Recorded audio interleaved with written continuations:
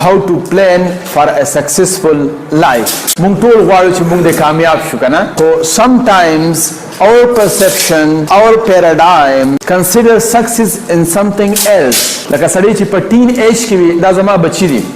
سړی چې په ټین ایج کې وي د هغه د کامیابۍ یو ډایمنشن خیال مو کړی کنه between the line.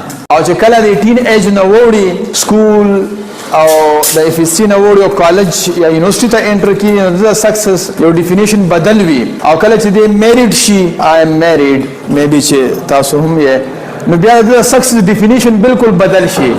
او کله چې د بچو پلار شي بیا د سکسس بل څه ته وایي. او چې کله بوډا شي داسې رواني نو بیا سکسس بل څه ته وایي. خو actually the success definition is the same throughout the life. خو مونږ ته ولې دا څیزونه د ډیفینیشن بدل ښکاري. So we will talk about that in today's talk. Now let's start how to plan for a successful life.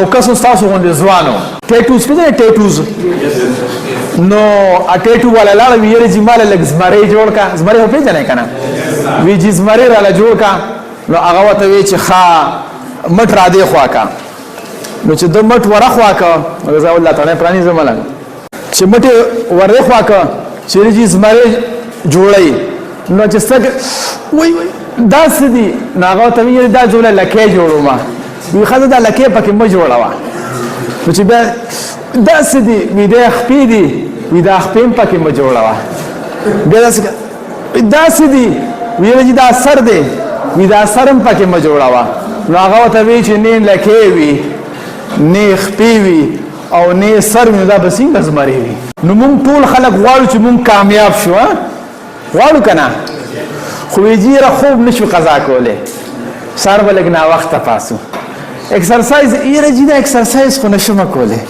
سټډي یاره جی سټډي ته خو مې املا ماتی او فیسبوک نه به لږ ځان لرې ساتې نه جی یاره دا خو نشم کولی خو غواړم څه سکسس کامیابي غواړم داسې ده که داسې نه ده. نو if you want to be successful in life then you have to bear about some difficulties in life.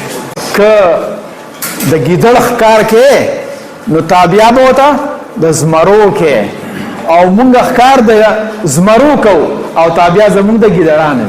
نو if you want to be successful in life you have to bear some difficulties in life. نو څنګه چې د ژوند د کامیابۍ دپاره څه خاص ایلیمنټس وي.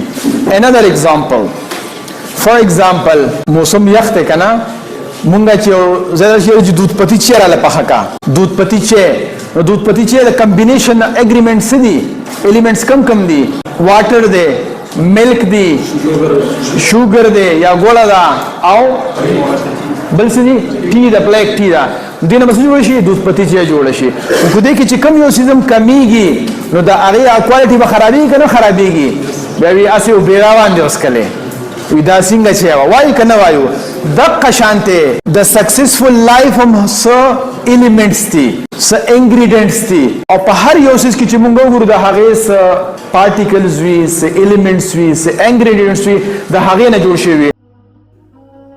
د خدای دپاره پښتنو سانونه وپېژنئ ستاسو دپاره خو به ځان له پیغمبر نه راځي